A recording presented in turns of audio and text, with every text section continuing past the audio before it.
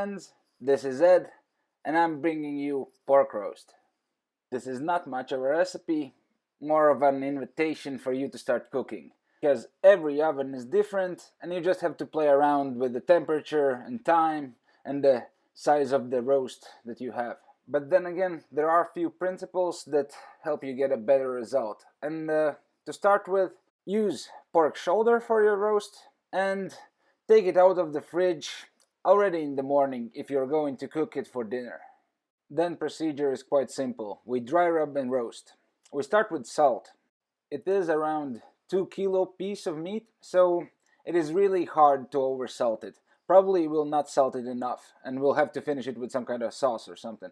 But at this point, just add generous amounts of salt to all the sides of the roast. But then you can get your creative juices flowing, or simply look at your pantry what kind of spices you have. For me it was really simple. I wanted some heat and I wanted some taste.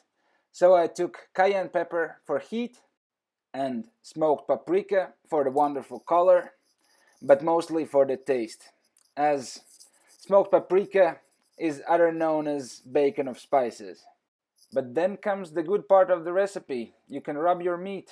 I am sure it already is one of your favorite things to do during quarantine, but this pork roast is no different.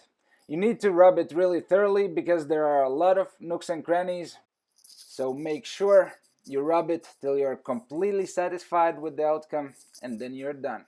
We also should preheat our oven to the maximum. For me it's 200 and something degrees Celsius.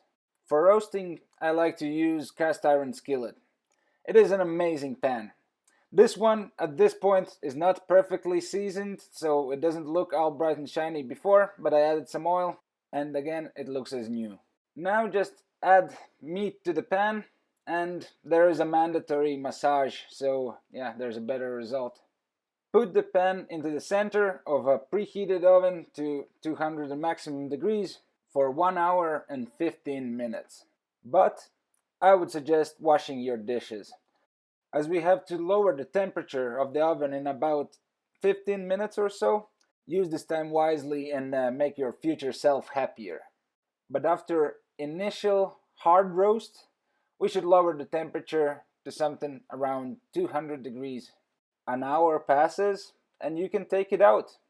And that's really you cooking gorgeous food. And if you want it to be juicy as well, you have to let it rest. I like to transfer the roast to a different dish to faster stop the cooking, and I also don't want to waste the juices.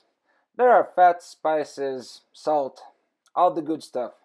I usually cover it with piece of foil to keep it warm, and yeah, it's kind of my thing, I guess. But I was losing daylight and patience, and I was a little bit hungry, so I thought, what the hell, let me cut into it and see what happens if you don't rest your meat. And I must admit, this was not the best piece of meat that I have cooked, but it was too small for my liking. I usually cook around 3 kilo pieces, and this time I didn't rest my meat. All in all, it still tasted great and was perfect meal for a week for me. Okay, for 2.5 days, but I have a really hungry imaginary friend. For video purposes, I plated it up with some yesterday's oven vegetables from the fridge without warming up, and with some freshly made aioli.